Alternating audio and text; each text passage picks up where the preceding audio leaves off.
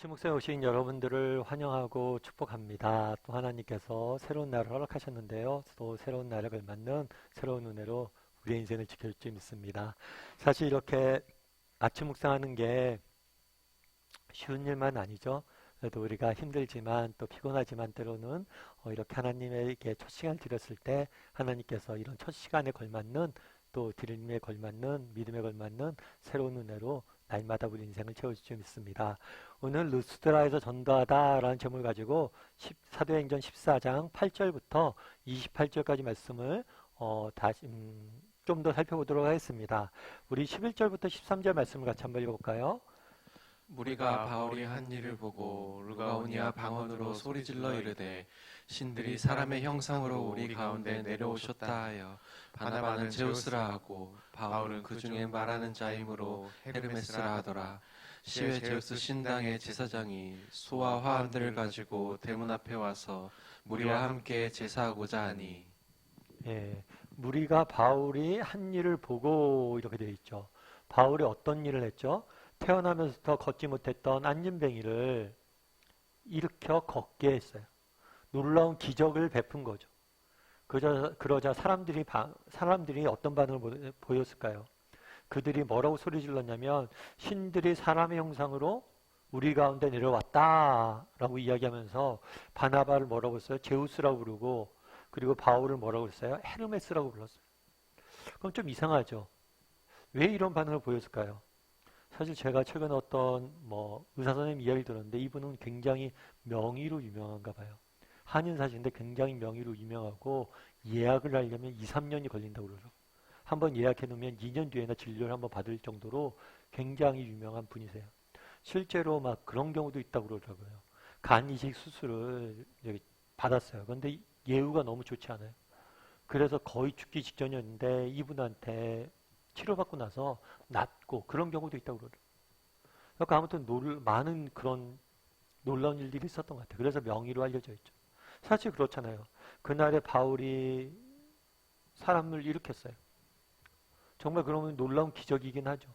그렇다고 해서 우리가 저 사람이 대단한 능력이 있고 대단한 뭔가가 있나 보다 생각을 하지 신이라고 생각하기 쉽지 않잖아요. 그런데 갑자기 이 사람들이 뭐라고 한 거예요? 신이 내려왔다 라고 생각을 한 거예요. 특별히 제우스와 헤르메스가 내려왔다라고 이야기하거든요. 이걸 알기 위해서는 배경을 알아야 돼요. 이 사람들이 있는 지역에는 전설이 내려오고 있었어요.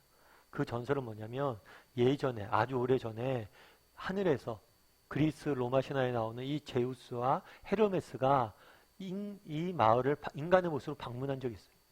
그런데 유일하게 노 부부를 제외하고는 모든 이 시의 시민들이 그를 거부했어요. 그래서 이 신이 뭐란 거예요? 벌을 내려서 나머지 다 죽이고 이 노부부만 살렸다라는 전설이 있었던 거예요. 그래서 이 전설이 재현된 거라고 본 거예요. 그래서 전설처럼 우리가 알고 있는 전설처럼 제우스와 헤르메스가 다시 왔다. 이렇게 해서 뭘 하려고 했던 거예요? 신으로 섬기고 제사를 드리려고 했죠. 그러자 바울과 바나바가 어떤 반응을 보였을까요? 14절과 15절 같이 읽어볼까요? 두 사도 바나바와 바울이 듣고 옷을 찢고 무리 가운데 뛰어들어가서 소리질러 이르되 여러분이 어찌하여 이러한 일을 하느냐. 우리도 여러분과 같은 성정을 가진 사람이라. 여러분에게 복음을 전하는 것은 이런 헛된 일을 버리고 천지와 바다와 그 가운데 만물을 지으시고 살아계신 하나님께로 돌아오게 함이라. 두 사도 바나바와 바울이 듣고 옷을 찢었다라고 되어 있어요. 성경에서 이 옷을 찢었다는 것은 두 가지를 상징을 해요. 하나는 뭐냐면 두려움이에요. 또 한 가지는 슬픔이에요. 그럼 그날에 왜 옷을 찢었을까요? 자신을 신으로 섬겼잖아요. 그러니까 이건 어떤 면에서 진정한 신이신 하나님에 대한 모독이죠. 그래서 자신들에게 신성 모독의 범죄를 하게 될까봐 자신들이 두려워서 옷을 찢은 거죠. 또한 슬픔 가운데 찢었어요. 왜 슬펐을까요? 이들의 무지. 정말 참된 신이 하나님을 만나지 못하고 잘못된 전설에 사로잡혀 있는 이들의 무지를 보고 슬픔에 빠진 거겠죠. 그래서 두려움과 슬픔 가운데 옷을 찢었습니다. 그런 다음에 뭐라고 표현하냐면 우리도 여러분과 같은 뭐예요? 사람이다 라고 이야기하면서 복음을 전해요. 참 겸손하게 복음을 전하는 내용들을 모습들을 보게 되고 이후에는 바울이 어떤 복음을 전했는지 우리가 배우게 됩니다. 제가 오늘 본문에서 참 마음에 와닿았던 건 뭐냐면 우리도 여러분 같은 성정을 가진 사람이다. 그렇잖아요. 사람들이 지금 자기를 신으로 섬깁니다. 그럼 어쩔 수 있어요? 내 마음이 우쭐해질 수 있죠. 여러분 지나가다가 뭐 길을 지나가는데 진짜 3명만 여러분에게 다가와서 너무 멋있게 생기셨네요. 왜 이렇게 잘생기셨어요? 3명만 아마 얘기한다면 여러분 집에 와서 거울 볼 거예요. 그래서 나도 탤런트처럼 잘생겼나? 이런 생각이 들 거예요. 진짜 지나가다 몇 명만 뭐 지나가는 말로 누구 닮았어 그러면 여러분들이 닮았다고 알 정도 알 거예요. 그만큼 우리는 사람들의 말에 이렇게 현혹되기 쉬운 거죠. 근데 모든 마을 사람들이 와서 자신을 신으로 섬깁니다. 그럼에도 불구하고 뭐예요? 겸손히 이렇게 하나님이 맡기신 사명을 감당하는 모습들을 보게 돼요. 참 이걸 보면서 많이 와닿았어요. 그래서 한 가지 돌아보는 거죠. 저도. 나는 사람들의 말에 휘둘리는 사람은 아닐까. 물론 우리가 다른 사람들의 말을 무시하면 안 됩니다. 귀담아 들어야 됩니다. 그런데 사람들의 잘못된 칭찬이나 그런 것들에 우쭐거려서 내가 정말 나에 대해서 잘못 생각하고 있지 않을까. 한번 돌아보게 되더라고요. 그럼 바울은 어떻게 이렇게 사람들 말에 흔들리지 않고 이렇게 겸손하게 복음을 전할 수 있었을까요? 결국에 바울의 생각엔 늘 뭐가 사로잡혀 있는 거예요?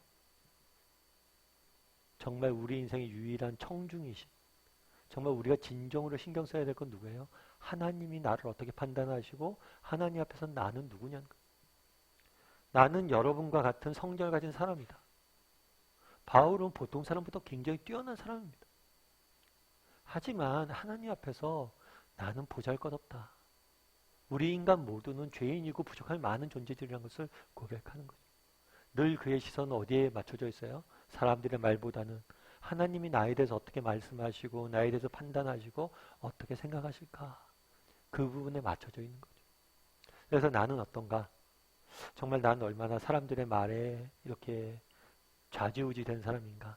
아니면 하나님께 시선을 맞추고 하나님이 나를 어떻게 보시고 나를 어떻게 정말 하나님 앞에서 하나님 보는 시선을 신경 쓰며 사는 사람인지 한번 돌아보게 되더라고요.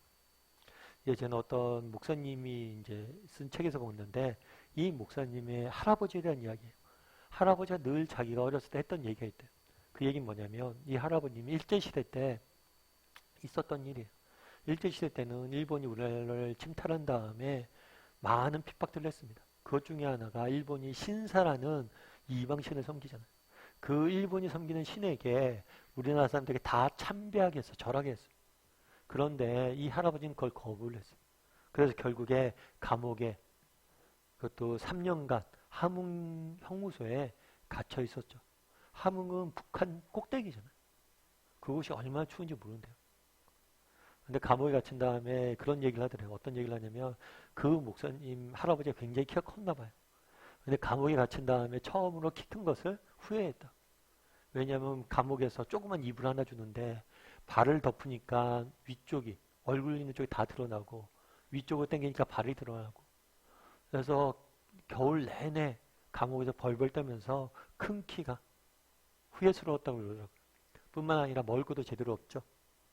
정말 하루 두 끼, 그것도 조밥 그 한 톨이라도 흘릴까봐 전전긍긍하면서 밥 먹었던 이야기를 쭉 해요. 그러면서 하던 얘기가 그런데 그렇게 힘들고 어려웠는데 한 번은 창가에 앉았대. 창가에 앉았는데 밖을 이렇게 보니까 독수리가 이렇게 날아가는 모습들이 보이더라고요. 그 모습을 보면서 성경 말씀이 떠오르는 거죠. 정말 믿는 자들은 독수리 날개친 것 같이 하늘을 비상하게 될 것이다. 그 말씀이 떠오르면서 정말 입에 자기도 모르게 찬양이 나오더라고요. 그래서 정말 너무 힘들고 어려웠는데 그 독수리를 보고 찬양하고 말씀 보는 순간만큼은 정말 그 모든 것이 사라지는 그런 은혜를 맛봤다고 그 할아버지가 계속 그런 얘기를 했었다. 참 공감이 됐어요. 그러면서 나도 저런 은혜를 맛봤으면 좋겠다 이런 생각이 있어요. 그날의 바울이 겸손히 복음을 전하잖아요. 어떻게 그렇게 전할 수 있어요? 하나님을 바라본 거죠. 사람의 말이 아니라 하나님 앞에서 하나님이 나에게 대해서 어떻게 판단하는지 정말 그 할아버지도 감옥이란 그 절망한 상황 속에서도 누굴 바라보니까 하나님을 바라보고 하나님을 향하니까 그 안에 정말 말로 다 할 수 없는 기쁨과 평안을 주신 거죠. 그래서 오늘은 한번 돌아봤으면 좋겠어요. 나는 어떤가? 사람들의 말이 아니라 정말 하나님의 음성에 하나님이 원하시는 것에 집중할 줄 아는 사람인지 돌아보고 오늘 하루는 정말 하나님에게 초점을 맞춰서 힘들고 어렵지만 하나님을 바라보고 또 하나님이 주시는 은혜로 승리하는 하루가 되는 그런 하루가 되기를 주님의 이름으로 소원합니다.